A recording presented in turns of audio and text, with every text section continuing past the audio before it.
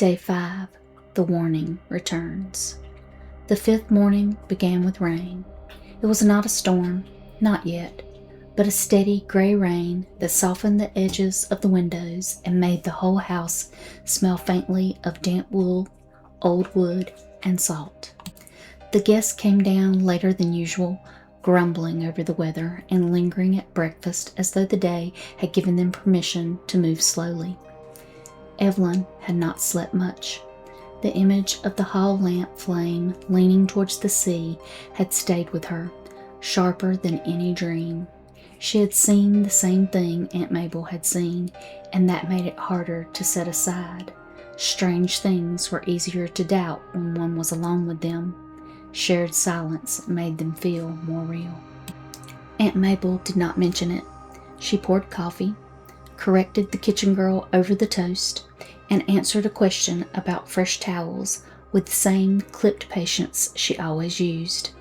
But Evelyn noticed that her aunt kept the tray of fragments closer now, no longer pushed to the back of the table. The sea glass, the scraps, the ledger strip, the lantern glass, and the rusted fitting, and the map sat together beneath the pantry window, where the gray light made everything look older than it had the day before. By mid-morning, the first new scrap appeared. It was tucked beneath Evelyn's breakfast plate. She found it when she lifted the plate to clear crumbs from the cloth. The paper was narrow and salt-marked, damp around the edges, though the table was dry.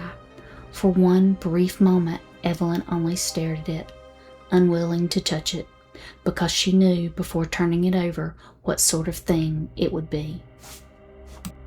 Aunt Mabel saw her looking. The room seemed to grow quieter around them, though the guests still talked near the window and the rain still tapped steadily against the glass. Evelyn picked up the scrap. The writing was faded, but clearer than before. When it returns. Aunt Mabel took a breath, slow and careful. Where did that come from? Evelyn asked, though she knew there would be no good answer. Her aunt looked towards the kitchen door, then towards the table, then back at the scrap. It seems we are past finding what was left behind. Evelyn understood what she meant and wished she did not. The earlier pieces had felt old, even when they appeared where they should not have been. The torn paper, the ledger strip, the map behind the pantry wall, each had carried the weight of years. But this felt different. It did not feel uncovered. It felt placed.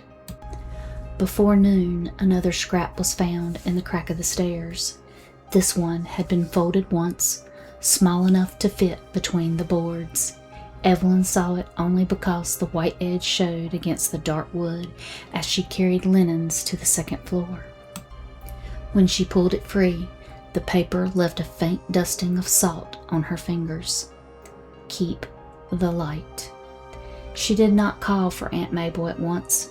She stood on the stairs with the folded linens against her arm and read the words twice before the unease in her chest became too much to hold alone. By the afternoon, a third piece had appeared inside the guest ledger. The book had been closed since the previous evening. Evelyn was certain of that. Aunt Mabel was certain too, because she had been the one to close it. Yet when Evelyn opened the cover, there it was, laid between two older pages as neatly as if someone had meant for it to be found. Do not let it go dark. The words were not a full sentence, but they did not need to be. Aunt Mabel sat down beside the ledger. For a long while, neither of them spoke. Outside, the rain thickened.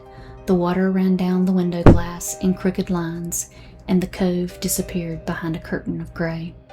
The house was full of ordinary sounds. Footsteps overhead, dishes in the kitchen, a door closing somewhere down the hall. Yet beneath those sounds, Evelyn felt another quiet gathering, the kind that made each small noise seem to come from further away than it should. It's repeating itself, she said at last. Aunt Mabel nodded. But why? Her aunt's eyes were on the newest scrap, because no one has answered it. The answer chilled Evelyn more than the rain. Near 4 o'clock, one of the guests complained of a tapping at the seaward wall. Aunt Mabel said it was only the weather. Another guest asked whether a window had been left open upstairs because the hall had gone suddenly cold. Aunt Mabel said old houses were full of drafts. Evelyn said nothing. She had begun to understand that her aunt's ordinary answers were not lies exactly. They were the sort of answers one gave when the truth had no place at the supper table.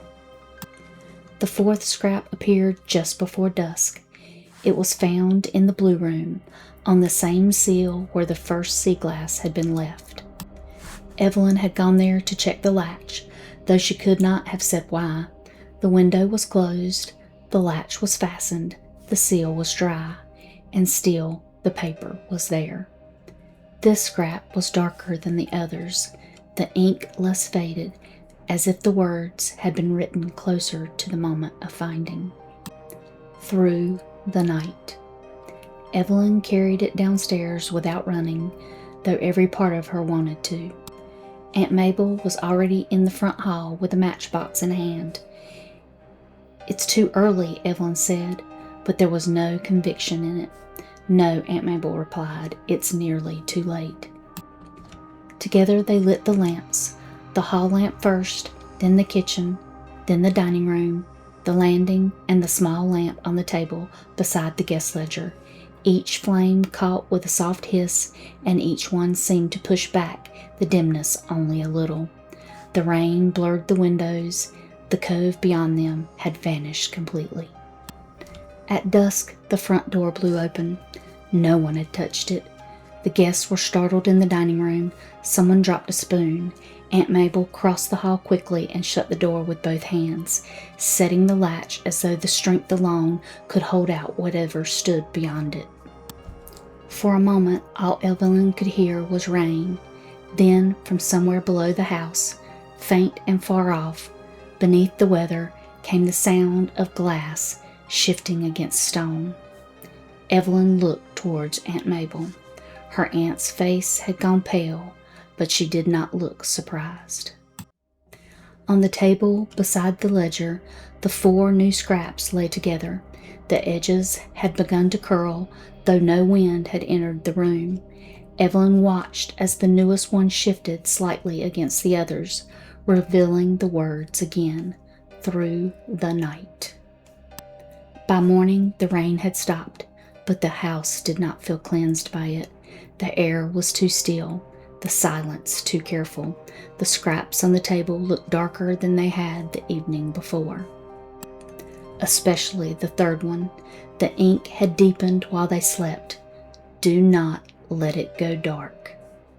Evelyn stood over the words for a long time. The warning was no longer waiting to be understood. It was asking to be obeyed. Day 5. We find Evelyn learning that the house seems to be getting impatient, that no one's paying attention to its warnings, so it sends multiple warnings. Will they listen this time?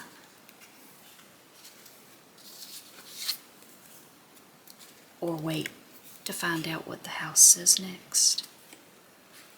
Stay tuned to find out and come back tomorrow for day 6 and see if Evelyn and Aunt Mabel heed the warnings. And until then, y'all take care.